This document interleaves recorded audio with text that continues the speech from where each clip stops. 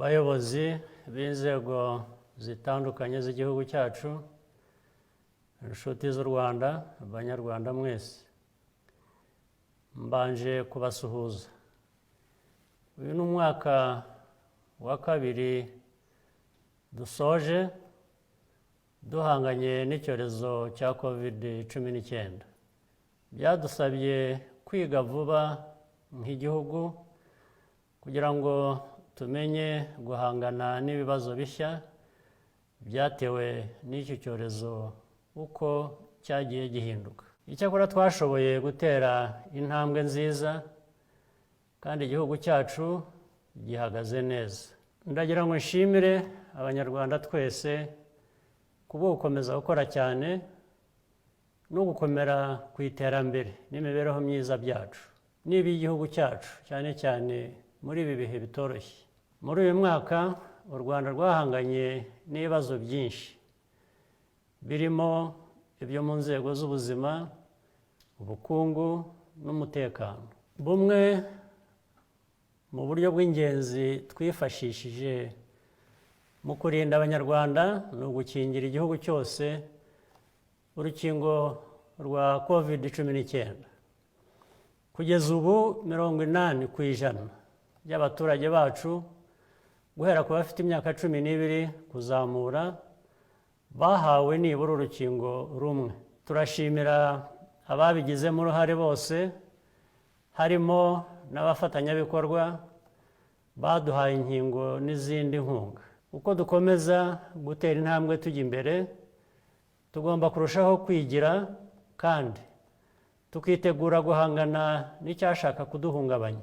Niyo mpamvu twatangiye gufatanya n'imiryango ari ubumwe bwa Afurika n'ubumwe bw'ibihugu by'u Burayi ndetse n'amasosiyete nka BioNTech mu gukorera inkingo n'indi miti mu Rwanda guhera mu mwaka utaha. Bitewe n'ibyemezo bishingiye ku bushishozi byafashwe muri uyu mwaka, ubukungu bw'u Rwanda bwariyongeye bishimishije kandi twizeye ko bizakomeza. Ikigega cyo kuzahura ubukungu kingana na miliyari 100 z'amafaranga y'u Rwanda kugeza ubu cyafashije ubucuruzi bwibasiwe cyane, harimo n'urwego rw'ubukerarugendo no kwakira abashyitsi gukomeza gukora kandi bagakomeza guha abanyarwanda akazi. Twakusanyije andi mafaranga azafasha mu gice cya kabiri cy'iyi gahunda, azakomeza kunganira ishoramari risanzwe mu gihugu ndetse n'irishya.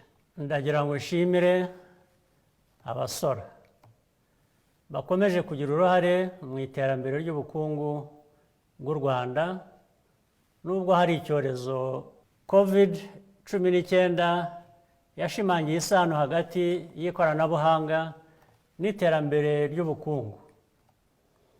Kuba u Rwanda rwarashyize imbaraga muri gahunda z'ikoranabuhanga hakiri kare byaradufashije, bituma igihugu cyacu kitabohwa n'iki cyorezo ndetse n'ibindi bizaza. Turashishikariza abanyarwanda bose, cyane cyane urubyiruko rwacu, gukomeza guhanga udushya no gushakira ibisubizo ibibazo bitwugarije uyu munsi n'ejo hazaza.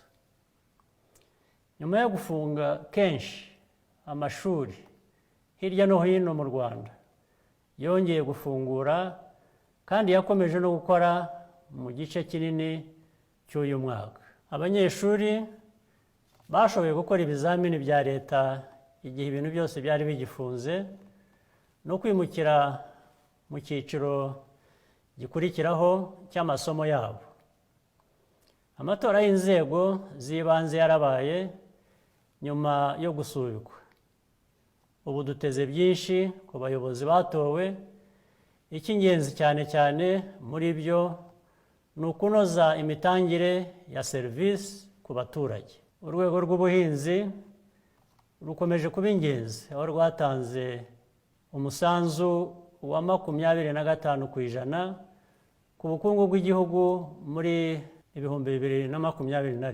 U Rwanda rukomeje kwihaza mu biribwa, rufite ibigega bihagije. Ndagira ngo nshimire abahinzi bacu kuba barakomeje kwihangana muri ibi bihe.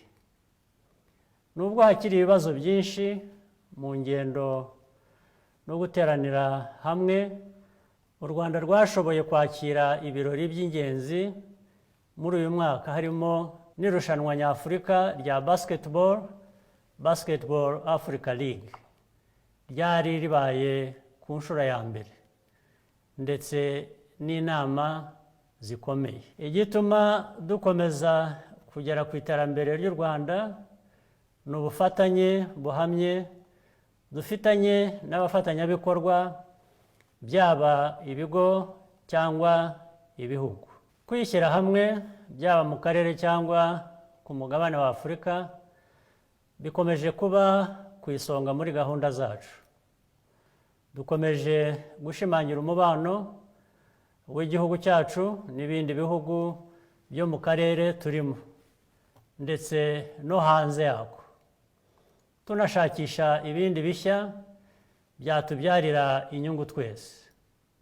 Ibi birimo ubufatanye mu gukemura ibibazo by'umutekano, harimo muri Repubulika ya Central Africa na Mozambique. U Rwanda rushobora kugira ubwo bufatanye n'ibindi bihugu kuko umutekano n'umutuzo by'igihugu cyacu birinzwe kandi bikomeje gushyirwa imbere. Tugakomeza kandi kureba ko umuntu wese wahungabanya umutekano n'umudendezo by'Abanyarwanda yashyikirizwa ubutabera kugira ngo abibazwe. Reka dukomeze dukorere hamwe kandi twubakire ku byo tumaze kugeraho. Mbifurije mwese hamwe n'abanyu gusoza uyu mwaka mu mahoro, ubuzima bwiza n'ibyishimo. Murakoze.